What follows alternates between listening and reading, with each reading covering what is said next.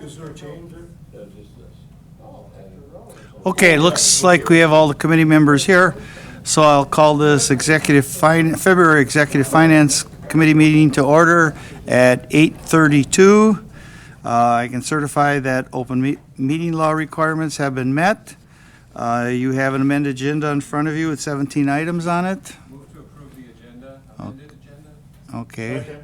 Okay, we have a motion and a second to approve the amended agenda. Any comments, discussions, questions? Okay, hearing none. All those in favor signify by saying aye. Aye.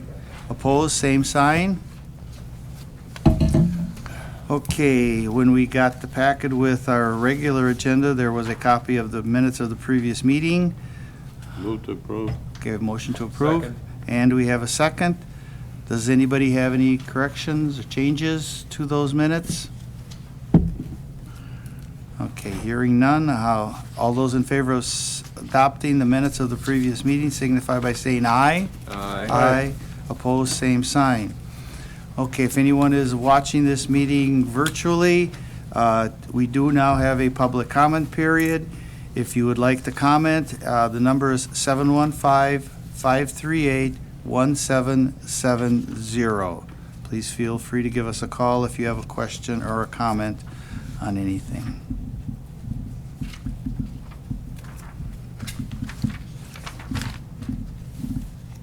Well, Paul, do you want to go ahead, and if we get a call, we can interrupt it? Hey, our December distribution, which we got in January, was $181,268.28, which brings us to $2,288,660.03, which we are already over our budget by $138,660.03. And we got one more month to go. Any questions for Paul on the county sales tax update? Okay, moving on to general fund. The only change was the attorney fees that were at the January county board meeting of $337.50, which puts us at $2,974,897.28. Any questions for Paul on the general fund? Well, thank you. Okay, moving on to our department report requests. Okay, Rose, you're up first. Okay, my update will be brief because I will probably take more of your time. Why don't than- you, Can we use a mic, please? Okay. Push the button. So it's red. There we go. Okay, my update's going to be brief because I will take up more of your time on the agenda later in the meeting after the scanning project. But everything seems to be going good in our office. My staff is staying. That's a good sign. They have 20-plus years of experience, so my office runs really smooth, even when I'm not there. It used to be slow in the wintertime. Our recordings would be slower, but it doesn't seem to happen anymore. We're busy all the time. People move in the wintertime, and it never used to be that way. Our electronic recording is increasing. Otherwise, everything is going really well in our office. Does anybody have any questions? what do you mean by electronic record? We have, everything is, used to be paper. Everything Right. used to be paper, but it's not like that anymore. They come in electronically. They have a closing, and as soon as that closing is done, they send it to us electronically. There's certain companies that will make sure that those documents are secure, so they have to go through those certain companies to do that. A few years ago, the laws changed for the banks, where they have to get things to us quickly, and they used to, be able to take as long as they wanted, but they can't do that anymore. And then they have to keep track of exactly what happened if the documents get rejected. When everything's electronic, everything is kept in order, and everything is kept, a good track record is kept, so that helps the banks, and it helps the title companies and the attorneys, so. And the homeowners, I hope. And the homeowners, yes, to make sure everything is done correctly. Any other questions? Any other questions for Rose? Okay, thank you. Thank you. Okay, Laurie, I see you're joining us virtually. You want to go ahead Hello, then? good morning. You should have received my report with the agenda. I do have also the yearly report with this report, so it always amazes me how much money goes through this office. Interest income was down quite a bit last year, and it was even short of what I had budgeted. I had budgeted 150,000. We came 33,000 less than that. I don't see interest rates going up anytime soon. They may go up a little bit, but I don't think they're going to go up a lot this year. Tax delinquencies too are down lower than last year, which is a good sign. Does anyone have any questions about my report? Any questions for Lori? I ask this every time you give this report, and partially is I forget, and partially I think other people would want to know too, is that $750,000 or so tax delinquent sort of a normal number, higher, lower, and is it likely to be paid off this year? We always have some people that wait until we start tax foreclosure before they pay off. So that usually gets down to around 50,000 by the end of this year for the 2019 taxes. And then once we start the foreclosure process, we usually only have a few parcels that we foreclose on. 738,000 is maybe a little bit higher than average, but not a lot. Okay, thank you. Thank you. Anyone else have any questions for Lori? Thank you, Lori. Okay. Next item is the bid opening for county tax foreclosed parcels. Mr. Niemer? Lori, do you want to do this, or do you want me to take care of it? Nope, she's on something. Okay, sorry. Maybe she's coming down. She's by herself in the office, so she couldn't leave. That's why she's not coming. All right, so as you all know, we advertised 3 properties. The first time did not receive any bids. We re-advertised them as required by law, and we got multiple bids on all of the properties. So I'm going to give you what is the highest bid for each one. I mean, I can certainly give you all of them if you'd like, but I'll give you the highest one for certain. So the one in Osseo, which is kind of behind the McDonald's, if everybody remembers that one was the most popular one. We received 6 bids on that one. The highest bid, it was advertised at $1,857. The highest bid was $5,250 by Home Peddler LLC out of Madison. Any questions, or you guys want more information on that one? Just a reminder, that's the one that didn't have a house, or was the derelict house, right? All right, okay. Then there was 408 South Main Street in Blair. 2 bids received on that one. It was advertised at $1,364, excuse me, and the highest bid was $1,565 by Bradley, Pampuch. Pampu. Thank you. So that was the highest bid on that one. Again, there were 2 bids total on that one. And then the other Blair property was 108 West Broadway Street. 2 bids received on that. Highest bid, it was advertised at $2,477, and the highest bid was $3,111.17 by Michael Russell. That was the vacant lot. No, it didn't have a building on it? Yeah, this is the one that's attached, right next to some auto place or something like that, repair place, yeah. The other one is a vacant lot. Okay, that was the vacant lot. Correct. Okay. So unless you guys have any questions, we would just need a motion to approve I'll the move to approve all 3. Okay, motion to approve them, Second. and we have a second. Anybody have any questions or further comments? No, I am astonished to get those 3 good bids. Especially the one Wait, I'm that's still in yellow. shock. Okay, isn't that the way it usually goes? Sure. Okay, yes, fine. Okay, any other comments, questions? Okay, all those in favor of approving the bids on the foreclosed property signify by saying aye. Aye. Opposed, same sign. Great. Thank you. Thank you. Okay, our next item is business, approve funding of an assisted corporate counsel. Gee, I wonder who's going to take that one. I'll happen to take that one. So hopefully everybody received, I sent it out in email because I didn't have all the information before the packets went out of all the information that I wanted to present today. You've heard some of this, but I have some more definite numbers, so I'm going to go over it again, so bear with me as you hear me, my spiel again. So what I'm asking this committee to do is to approve an assistant corporation counsel position for my office, starting in this budget year.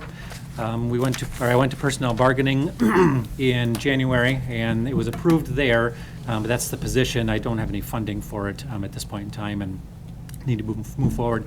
So I'll start out with a project initiation form that I believe you all have either in front of you in some form or fashion. That just lays out my rationale for requesting this particular position. I'm going to go into some of the numbers that kind of support it here very shortly. And I think I've mentioned this before. Ultimately, I was going to do this for my 2023 budget regardless.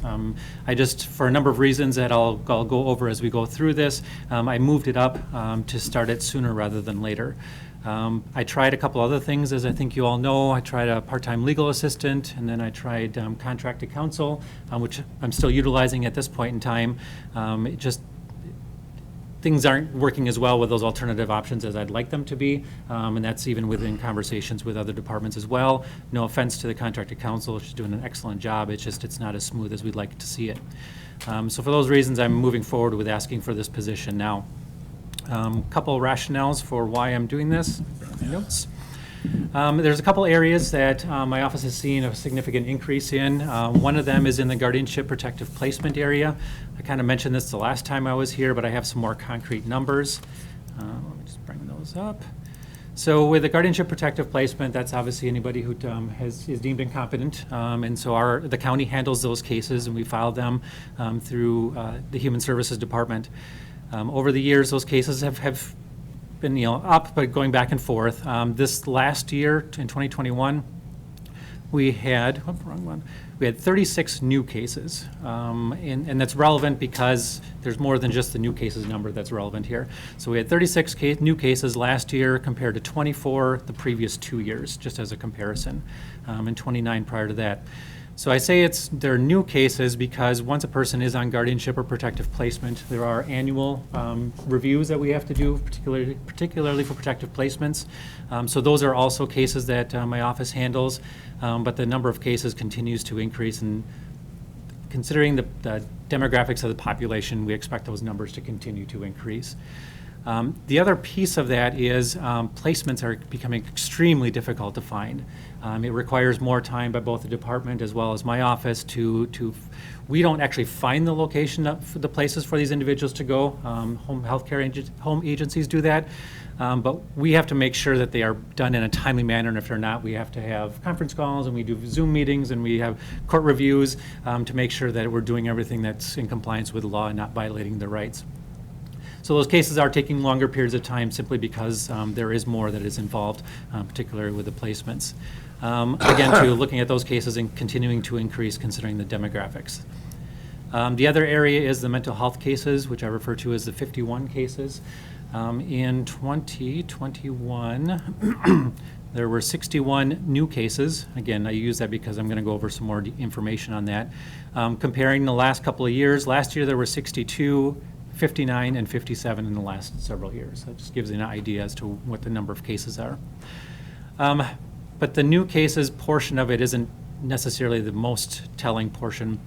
There was a change in law about a year and a half ago by the Supreme Court that said when we do a recommitment on an individual, where a doctor says that they do need to be recommitted because they still have treatment needs, the Supreme Court changed the law so we have to show more, easy to say, which requires us to spend more time prepping witnesses, which requires us to have more witnesses at these hearings, which makes the hearings last longer, which requires more prep time. So it's just the time spent on those cases is expansive. So those on the recommitment cases, I think last year at any given time we had 39 ongoing commitment cases, not including the new ones that were filed. There are also other cases where someone who's on commitment, where they might be experiencing some kind of a mental health crisis, needs to be taken into a custody essentially and taken to a facility for additional treatment. Again, the law has a very strict procedure on that, and we have to give them notice. There has to be a hearing in certain circumstances, or they request a hearing. Again, all of those things just take time, coordinating the different aspects of their treatment, which Deanne does a very good job at that. But again, those cases, because of the change in the law, those cases, the time on those cases are increasing significantly, in my opinion. So, and we have to, because otherwise they end up getting dismissed.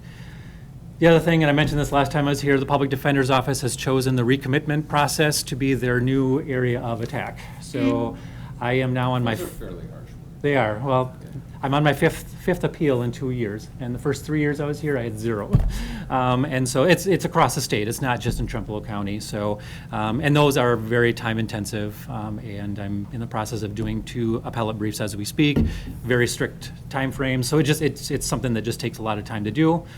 Don't have a problem doing it. It's trying to fit that in and dropping everything else when it needs to happen, type of a thing. So yes, so they are. They're definitely keeping us on our toes in that respect. Some of the other rationale, having the in-house versus a contracted position. Again, our contracted counsel is doing a wonderful job. She has a private practice, so if there's a question that pops up and she's not available, it comes to me. No problem with it, but to some extent it defeats a little bit of the purpose of having contracted counsel and trying to get some of that work in someone else's plate so I have time to do the things that I'm trying to get to as quickly as I can. Easier communication with the departments and even with my staff in regards to scheduling, those types of things. So it would just be a lot smoother and it would work really well if it was in-house. Plus, if there are times off, vacation times, it would be helpful to have another attorney in the office to cover the things that I can't do. Ran into that again this week, type of a thing, but we made it work. So just, again, that would make things a little bit easier. I contacted IT and just asked them to give me an idea, over the last 6 months, emails. I communicate a lot by email, just to give me an idea what my email account looks like, incoming and outgoing over the last 6 months. So in the last 6 months, I've had 10,000 incoming emails. And again, those are spread out over a number of different areas. The largest section of them is for my e-filing. Whenever I'm on assigned to a case, whether it be child support, mental health, or guardianship, I'm associated with that case. So anytime anything gets filed, I get a notification of that. So when that notification comes in, we just got to make sure, is it something we need to deal with? Is a hearing being scheduled? What is it? So it needs to be dealt with, or it needs to be monitored. I do have others helping me do that, like my paralegal or even child support for theirs, but I'm one of those where if I see something come in, I just double check to make sure, is it something, did someone object to something I did, or do I need to object to something that they did, type of a thing. So that's the largest bulk of them, but 10,000 emails over a 6-month period coming in. 6,600 outgoing emails over that same period of time. And those are spread out pretty consistently across every department and every other area within the county or outside the county too. I have a lot of communication with those outside the county as well too. So that was just a snapshot. I just wanted those numbers because I was surprised at them, I'll be honest with you. I mean, I knew I got a lot of emails and sent a lot, but I was a little bit surprised at that too. But thinking of that, I get 10,000 in, 6,600 go out. That means I'm not getting to everything that I need to respond to as quickly as I would like to anyhow. And I tell people if you're waiting for something from me, make sure to remind me, because I have as many to-do lists as I can, but it can be a challenge to get to everything. I indicated I was going to do this for 2023 regardless, but I just wanted to move it up for the reasons I've been talking about. And then one long-term proposition I would put out there is Judge Radke has mentioned in the past that at some point there may very well be a second judge added to the county. Don't know when that's going to happen, but with the new facility and with the second courtroom that's available, I think his words were, we may not be passed up the next time it comes up because we have the facilities already available. And so if we were to have 2 judges and then we have the court commissioner as well, which I do a bunch in front of the court commissioner, at some point it's going to be a challenge for scheduling purposes of getting in front of any given particular individual at any particular time. So that's something down the road that might be something that needs to be addressed as well too.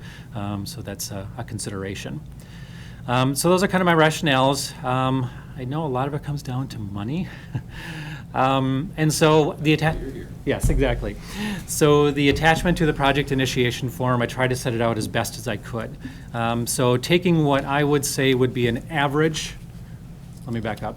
So Carlson Detman analyzed this job description and gave us a range of what the salary would look like for the individual salary. And then HR, Human Resources, gave for the benefits portion of it. So I listed out there, and I'm going to start obviously with 2022. So assuming the person starts mid-range, could be less, could be more, but it's just using the mid-range for wages, and then using the benefits based on what we have for this year. The wages and benefits for the individual for this year would be $70,064.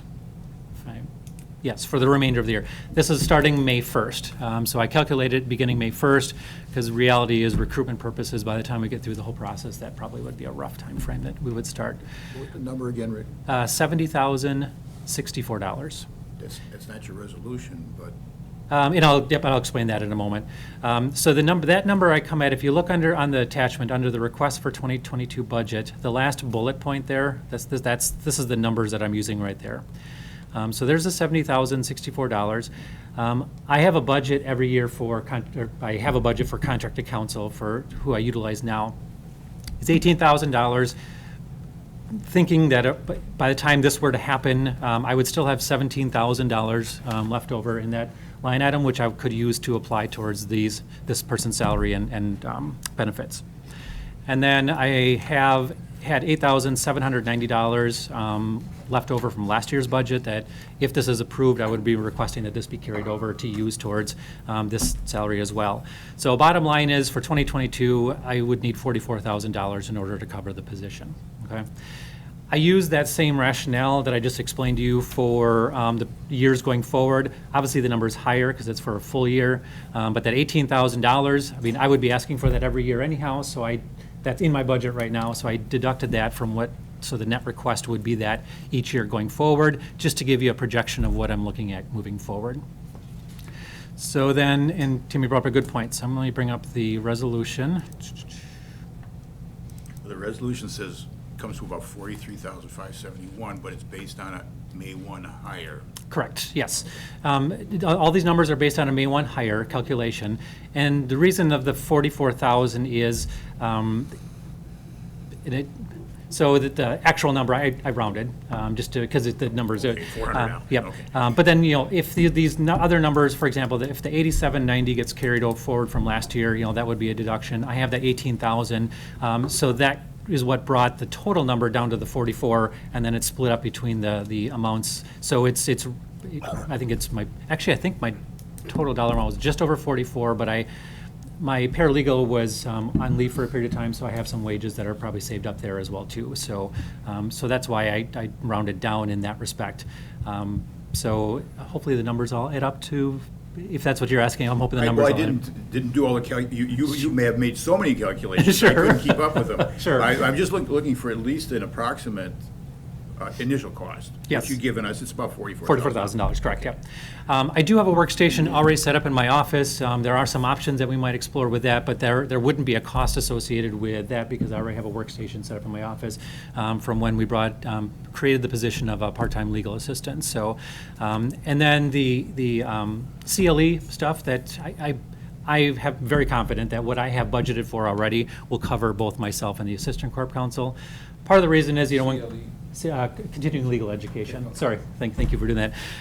Part of the reason is, when COVID hit, a lot of stuff went virtual, and a lot of it was offered at either lower or no cost. Some of it's going back to in person, but I believe that the amounts that we have listed there would cover both of us for those costs. So from my position, I do believe it would just be the wages and benefits. So let me just make sure if there's anything else. I've talked a lot, so I will. Yeah, that's what I kind of wanted to let you guys know, and so I'll open it up to questions. Okay, go ahead, Tim. We now have an approximate initial cost, and then your other future costs for years to come are in the attachment. Correct. The first question is, who stays and who goes? So if we hired an assistant legal, I want to be clear, just want to be clear about it. Of course, that's part of both part of the financial calculation. It's also part of my next question. So who stays and who goes? So you would be, if you hired an assistant corp counsel, you would then be dispensing with the legal assistant and the hired consultant, or not, or what? Correct. Yep, I would no longer utilize the contracted counsel position. And then the legal assistant position, I would not be asking to fill that. And so correct, there would not be any additional staff that I would be requesting. So we would drop those two expenses from the budget, right? I mean, I would keep my paralegal. I don't know if that's what you're. Yeah, I was. Okay, my paralegal would remain. So that expense would remain. I have one office staff in my office, and she's my paralegal, so she would have to stay because we would need an office staff. Describe what you have right now. Sure, the yep. Current situation. So myself and then my paralegal, Brittany. We do have a third position that was created for my office that was filled for a short time in 2021. It was a part-time legal assistant. That's what I'm thinking of. And so that's the one that I would not be asking to fill, that But part-time you legal have no assistant. one in that position right now? I do not have anybody in that position right now, correct. Okay, so we're not spending money on that. No. So what I did is I took the wages that we had assigned for that and moved it to my contracted counsel budget item. Prior to using this contracted counsel, I would use contracted counsel just in the situations where I might be on vacation or something like that. And it was $1,700 historically, it might have been a little bit more historically, but it was $1,700. So when I didn't refill the part-time legal assistant position, I took the wages that was in my budget for that and utilized it for this contracted counsel and expanded that to use that position more. So that would help me in regards to freeing up some of my time. So I just moved money from one line item to another line item to do that. In my 2022 budget, I specifically put in the line item for contracted counsel the $18,000. So if that makes sense, I just basically moved money around, but I didn't add anything more to it. And it actually looks for, your response mentions time and looks forward to my next question, which is about allocation of time or allocation of resources. How do you envision splitting up responsibilities between yourself and this assistant? And I guess I'm going to predispose this a little bit by saying it would be great if we had a lawyer in the building all the time. Can we do that? Absolutely. Okay, I mean, I'm leading you. Sure, but yes. That's what I'd like to see. Yes. How I would envision it is that the Assistant Corp Counsel would cover a lot of the court stuff, the court work. And then I would do the meetings, the boards, the committees, ordinances, resolutions, basically the non-court stuff is how I would envision that it would be divided up. Okay. Assistant court counsel goes to assistant court, does all that stuff. Correct, like the mental health commitments that I was talking about, the guardianship, that's how I envision breaking it up, is that they would deal with more with the court area of stuff, and then I would do more of, I guess, for lack of a better word, the administrative stuff with the county. This is another question, Chuck. but, Go ahead, Tim. Have you tested the market? Do you know if that people are out there? You may not remember, but I remember hiring you. Yep. And I remember, and Dick Miller was there too. And yep. I remember the search and so forth. Do you know who's available out there for this position? I do not. I can tell you that there are a number of corp counsels across the state who are either in the process of or have recently retired. So I know that there are a number of positions open across the state, that is, not anything necessarily next door to us. Do I know who's out there? I don't. I don't. I was just wondering if May 1st is overly optimistic. It might be. I had talked to Krista just to make sure that it was a realistic expectation. It is. It may not happen by then. I fully understand that, but that is our target anyhow, so. That's all, Chuck. Okay, anyone else have any questions? Okay, we will need to get this. You would ask me a question, George. Just speaking for the Personnel Bargaining Committee, we approved it unanimously. We thought it was a good idea.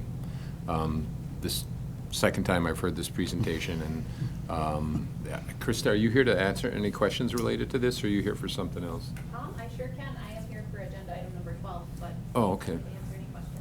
So if you have any questions of our HR director, she's present. And you would ask me a question, George, about projections for the Right. future years. I don't have a copy of the resolution, so Sure. what would the annual budget be? In 2023, I have it at 89,665. 2024 would be 91,810, so go on from there. And that, I used this year's health insurance premium, so obviously that is a variable. That may change type of things too, so, but that's going forward, some of the. Thank you. Okay, I guess we'll need, we don't have a motion yet to put this on the floor, so. I would move Go ahead. I'd move to approve the position, Okay. Second. or the funding for the position, rather, because that's right. Okay, we have a motion and a second.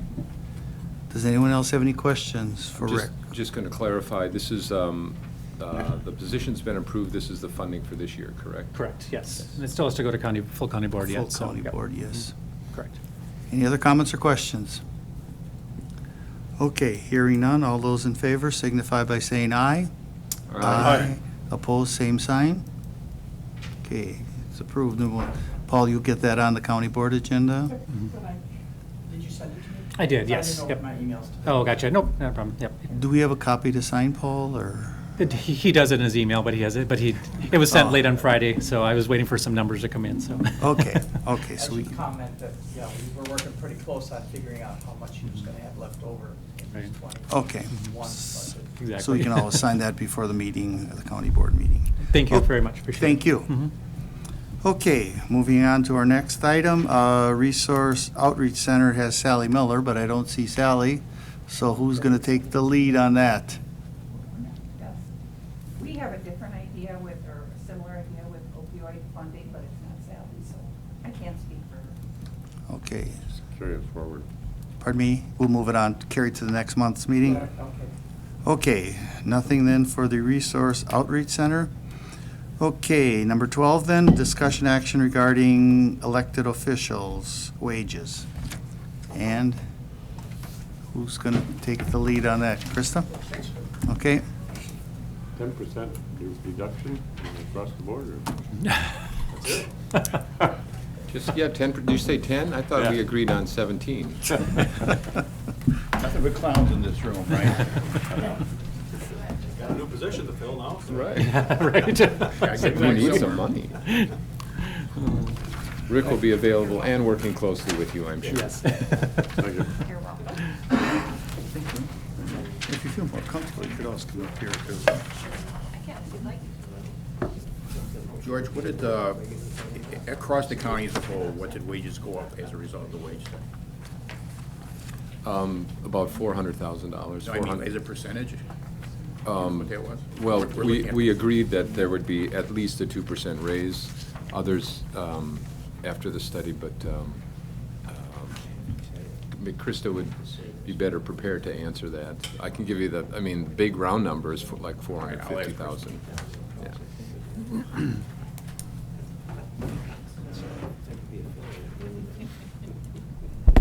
Okay, so we are set, we are looking at setting the sheriff's wage, the clerk of court, and the coroner.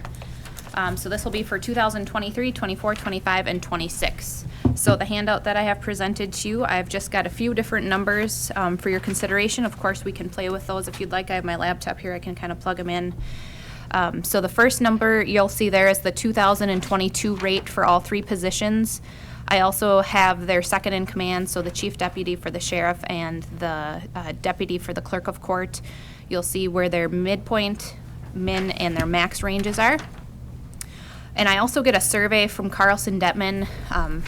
Actually, it's from all the HR directors in the county. We go in and we plug in the wages of every sheriff, clerk of court, and coroner for the year. So you'll see I have an average there for 2022, what the salary ranges are for all three positions. And then I do have the numbers budgeted out for 23, 24, 25, and 26. I have three different proposals as of now on the sheet. Again, we can play around with them. So I have a 1.5%, a 2%, and then a 2.88%. If you actually look on the back, I do have the history as well of all of our elected officials, what the wage increases have been since 2015, just for reference. Krista, I asked George a question which is more appropriate to you. Just big picture globally, as a result of the wage study, what do we end up, what percentage increase did county employees get? I don't have an average per se right now, but employees were given a 2% increase, and that fluctuates, of course, but they were placed at a step that provided at least a 2% increase. Thank you. Could you tell us why it is we're dealing with this now?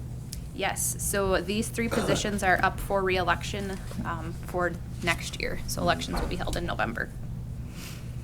And the new wage will not start until the newly Till- elected official Correct, takes January office. 1st. Yep.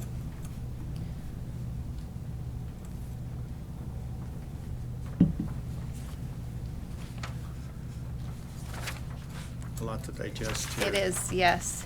And my apologies, this was supposed to go to personal bargaining in January. It never was added to the agenda, so that is my fault.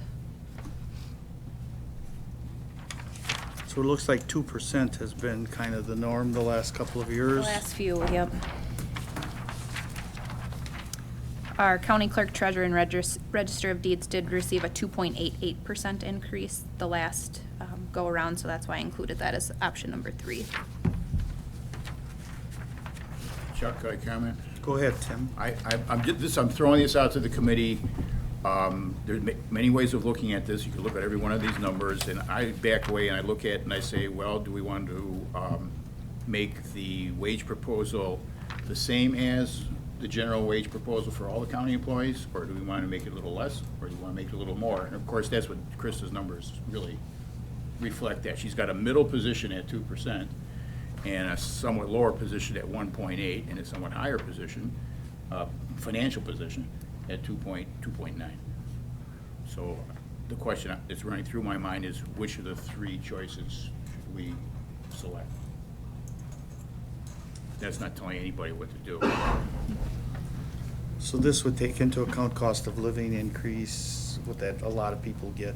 Right. So if we don't go with this, they're actually going to get less compared to the cost of It's living. possible, yes. I What do you think think just your to be words fall? consistent, we should go with at least the 2%. Really? Okay, there's one position. Okay, John has recommended a 2%. I guess with the inflation that we see out there, I guess it'd be pretty hard to go less than 2. And especially when it extends to 2026, I guess, does that mean it's set in stone until 2026? Yeah, whatever Yeah. you put down, because they're, I guess I'd be in favor of at least the well, their 2%. term is actually a 4-year term, isn't it? Yeah. It's 4 years. You gotta set it before they take nomination Yeah. papers out, which Yeah. is in April. Yeah, so it's gotta be set here shortly. Does it have to go to personal bargaining too, or not? Yes. Correct, I have it on the February agenda. Okay. Can I just- Go ahead, Paul. I think, I looked back, was it 4 years ago? Well, I think when it was this set of, before, I think it was a joint meeting between the 2 committees. It could have been. No, this time it's each committee, I guess. Chuck? Go ahead. I could, John's taking the middle position. All right, I can see the wisdom of that.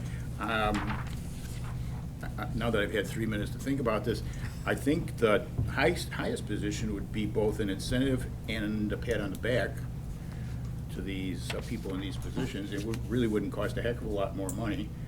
I'm not ready to make a motion, but I'll propose to the committee that we think about the high position, the 2.88. Dave? Chuck, I'm leaning with Tim on this. I don't think John's got a second to his motion. No, we don't have a No, we motion don't have a yet. motion. He That was just, just my suggestion. that was the recommendation. Well, I'd move to recommend the 2.88% as the increase over the next 4 years. Okay, so that is a motion That's a then? motion. Okay. So we have a second, okay, we have a second to that motion. You see how you set me up for that? I did. Yeah, I did. so now I'm I'm getting the guy smarter, right, Jared? responsible for that. Thank you. Okay, does anyone else have any comments regarding the set increase? We're not gonna make our employees mad by doing this, are we? Those employees can run for office. That's what they can do. Okay, any other comments or questions? Okay, so we have a motion on the floor to approve an increase of 2.88% for the chief deputy, or the clerk of court, chief deputy, and the coroner, No, and the sheriff. All those in favor signify by saying aye. Aye. Opposed, same sign. Okay, Right, got what you thank you. needed. And this will go to personnel bargaining at the end of the month. Correct. And then But- move it on to the county board then? We can, because of the late county board meeting, we can get that on the agenda if it passes? Yep, Okay. personal bargaining will be for. Thank you. Okay, so that's taken care of. Okay, and moving on to number 13, ARPA funds. George, you will Yeah, take the lead on this? Rose Where do you want me? You want me to stand Yeah. here? Probably better up This has been this came in your packet. It's the recommendation for a digitizing plus project that Rose has been talking about for some time. It would be worth noting at this point that when it talks about ARPA funds pursuant to Chapter 1, Section 4, that's related to the original meaning of use for ARPA funds, in this case, to prevent the possibility of COVID spread. And you can describe what your policies are in terms of public in your offices and so forth, and how that relates. Okay, right now, we're not allowing genealogists because we are in a confined space. We don't allow genealogists. We allow the people that have to use our records for legal purposes, we allow them into our office for that. And then we try to restrict it so that they're not on top of each other. We have only one public terminal.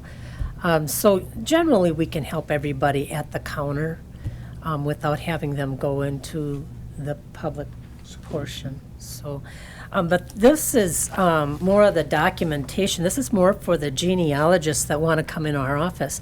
Some of it's used for legal purposes, and that would be the school census records. Sometimes the birth certificates are incorrect, and they can go back to the school census records. The state will allow that to be used to correct a birth certificate or any type of record. So that, other than the marriage, death, and birth, those are the older ones that are prior to 1907, where there was a law, became a law where then, after 1907, the state has them, state vital records, but these are one-of-a-kind records. Nobody else has them. Only we have them here in the county. So those are the records I'm trying to preserve. They're really fragile, so I try not to let the public look at them if at all possible, because they are so fragile, and those are the ones that I want to preserve. And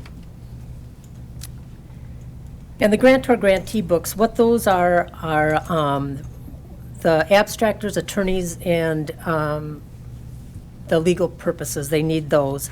If they do not find the record in our track indexes, it's hard to explain because if you're not real familiar with their office, they have to go to the grantor-grantee, and that's the legal part of it, that they have to search those if it's not in the track indexes.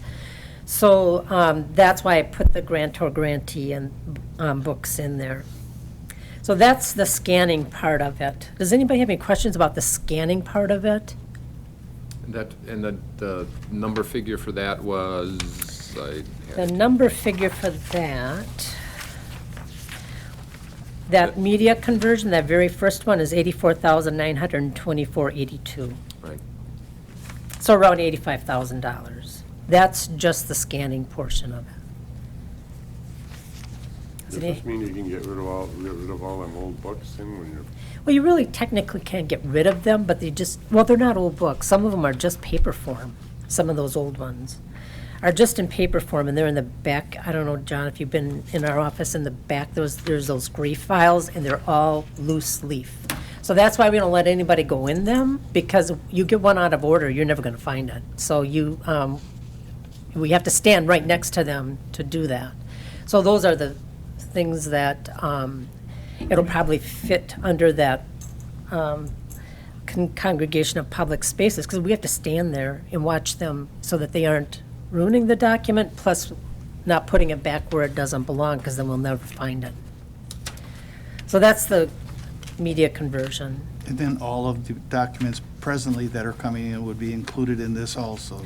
All the documents that come in currently are already scanned, are already electronically okay, they stored. are. Yeah, these are Okay. the old historical ones. Okay.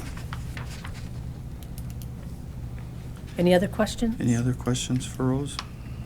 all right, now the next part. The next part is it's called that condor indexing. Scanning them is one thing, and then entering them into the system so you can find them, that's the big part. And I'm not sure if you're aware that they don't even teach cursive, so any of the handwriting, all these are unhandwritten, so people can't read them. the younger folks. So you have to have the older folks. I just that- have to point out, Ettrick Elementary is teaching cursive. They are starting to? They are teaching cursive, yes. Well, that's a good thing. Maybe by the time this project gets going, they can hire them. But that's why this project is more expensive, because they are all handwritten, and not everybody can read them. And that's, until you get in my office, there's been people from the university, they come in and do our searching, and I have to transcribe what is written. They can't read it. You really have people coming out of college that, They can't read some of this. I had somebody from the university, I wrote it out for them, and I write cursive all the time. I mean, that's just faster, that's what I do. And I wrote it out, and he called me back, he says, "You wrote that in cursive, and I can't read it." So I had to tell him. But that's why that project is so much more, is because you have to have a specialty group of people that will do that. And that's indexing part is so important, because you have it all scanned, but if you can't find it, it's useless. So that's what it is in a two-step, the scanning part and then the indexing part. Any other questions for Rose? Rose, you wanna, I met her the potential contractor when I just happened to be in there, and he was describing what the project would be, but more to the point, he's doing it all over the place. Correct. It's throughout the state. A lot of counties are doing this, trying to get their records in under these ARPA funds. The FEMA didn't seem to work real well for this project, but the ARPA funds do. And it's under that Chapter 1, Section 4 of that Congregation of Public Spaces, and that's where it falls in. I have one more. This is a clarification. Fiddler is something you've been talking about for a long time. They also keep mentioning land records. So could you clarify that this is your software, basically? Correct. Condor indexing, that is Fiddler. That is our software program. What they do is they hire people from the outside, but they have to hire the specialty group that can read the handwriting. So it's through them. So they make sure that it fits in with my system, so that if it's not an outside person that's not familiar with our software. So this Fiddler is our program, land records program. So they are familiar with how everything should be indexed, and will tie in with our search section of the program. And because it is your software, IT is on board. Correct. With what the project entails. Yep. IT has very little to do with our program anymore, because we call what's called Bastion. They do the backup.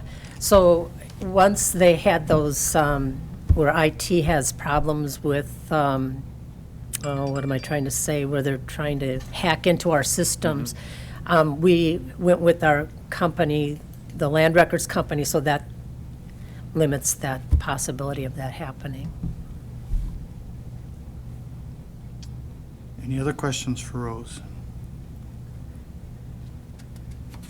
Okay, we'll need a motion then to, Well, actually, this is just a presentation. I'll tell Rose what I tell all the other presenters. This is the committee that's, at this point, only decided on $6,000 going out. I'm going to push them again today to think about a timeline for making some more decisions, and I appreciate you coming in and offering this option. Okay, and that's my question too. What is you don't have a timeline? We don't have a timeline. not So, yet. but it has to be done by the end of 2024 that you have to Well, submit that is the timeline. Allocating, yeah. Allocating?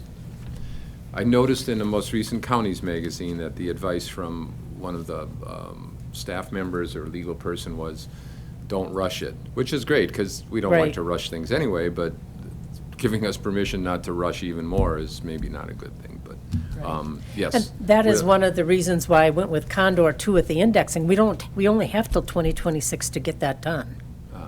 So you don't have, if you're going to do the indexing part of it, it could take longer, but this company will make sure it gets done by the time of 2026. Okay.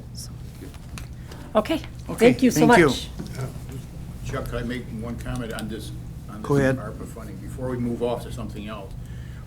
As George mentioned, this committee has not made a decision and has not even set a timeline for making a decision. So I have two suggestions. One is that as a highest, we have now a list of what, 10 or something like that? It's getting close to that. It's growing. Yes. It's at least 10 requests for allocation of the ARPA funds. At the top of that list should be, in my opinion, recovering the shortfall from all the optimistic money we spent a year or so ago, when everybody was saying, well, we're gonna get money back. So there's recover the FEMA funding, which is around $250,000. That's what they're gonna get, but we turned in over 600,000. So what's the shortfall? About 370,000. So about $370,000 that we spent, and we have not been reimbursed, and we're appealing it, but I think we should get that money back first, before we go spending anything on anything else. I was gonna do that under 14. Okay. To clarify, it was really the integrity consultants that were really telling us this Well, could happen. there was a skeptic in the audience. Yeah. You're looking at him. Yes. Okay. And the second thing is that this committee is going to be different in 2 months, and I would be very unwilling to make any kind of commitment to allocating those funds that's going to carry over into another committee. I would say, okay, we'll listen to presentations for a couple months, and the decision should be up to the next Exec Finance Committee. Okay, If I can, go ahead. I was having the same thought. And I would, inasmuch as this is the committee that has heard the recommendations, you're not on the committee. I would suggest that the committee come up with some recommendations, at least at our April meeting, to pass on to the next committee. If not making decisions, at least making some recommendations.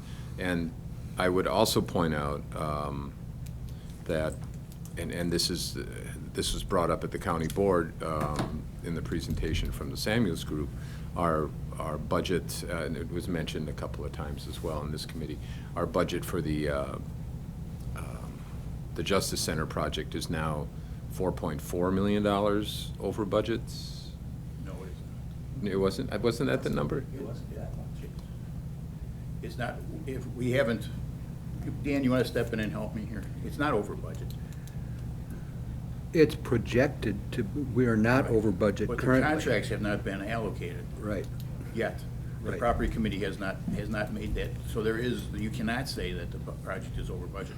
Also, the Samuels Group has promised, said that's part of the funding for the whole project should be, what's the word I'm looking for? Should be available to be compensated through the ARP Act, and Kurt was going to do this for us. Right, and that's exactly the point I was going to So make. that would be a priority also. We would have to decide if that was a priority or if it would be a recommendation, Right. so. I don't think it's not the whole amount. No. But portions of it would come in, subject to approval, and that would be yet another item to add to our list of consideration. Yes. Okay, any other discussion on that item? Okay, hearing none then, we'll need a motion then to go into closed session. Is it time? Thank you. Thanks, Ruth. Which, Give my agenda. You want can I to see do it? your agenda quickly? This is the amended agenda. Apparently, we're going into closed session, consider strategies for crime detection and prevention. Probably can. Oh, I've never seen that. Are you chair of law enforcement? no. No. I am here for. Actually, I'm vice chair, if that makes a difference, but. No, I was wondering about if Dan was Okay, you here can to just sit in read on this, what's right on here, can't we? What's on I don't on have the a. agenda? give me a Okay, copy. These I'll read it then. You're gonna make the Okay. motion? Yes, I'll make the I don't know motion to where go they into would closed session fall in pursuant to Wisconsin statute, section 19.851D, to discuss and consider strategies for crime detention and prevention related to the current radio system in the sheriff's office. Second. Okay, we have a second. Mr. Chair, Yeah. I would. Made the motion. Yes, I made the would, motion. request that Mr. Schreiner be allowed to stay for this discussion in as much as he's here for basically that, if that's okay with the sheriff? I'm under the impression that this is my closed session item I could allow. Yes. Or Yeah. I would allow Mr. Schreiner, and I would also allow Mr. Miller to sit in. He is a potential, Yes. and also a past. He was part of the radio project as it is today, I think. I would entertain you to allow him to stay as well. Okay. Yeah. I was the project manager of that current system, Okay. so I am really interested in how we're Well, going not to to move mention forward having, and when. knowing what's going on. So, Okay, we'll have to have the other people leave then. roll call? Yes, roll call. I'm George fine Brandt? with those two additions, by the way. Okay. Pardon me? I am agreeable to both. Yes, both okay. those So additions as a- to closed session. Agreeing on to this is you are agreeing to those additional people Brandt, being yes. staying. Okay, Brandt? Zeglin, yes. Ziegler? Yes. Stashak? Yes. Yes, and myself would vote yes also. Did we get these two guys in? These are part of it. They're part of the company. You asked for them, or? Okay. Okay. They're here for the presentation.